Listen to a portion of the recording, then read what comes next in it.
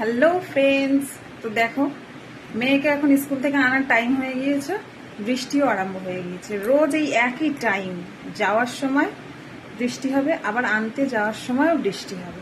শুধু দেখো তুমি বৃষ্টিটা কেমন হচ্ছে।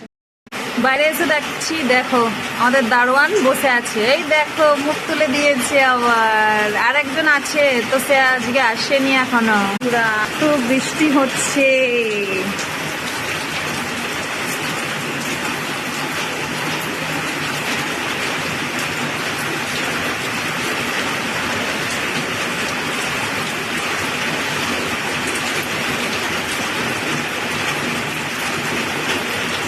ঠিক আনতে যাব তখনই বৃষ্টিটা আরম্ভ হতে হলো। কি জোর বৃষ্টি হচ্ছে।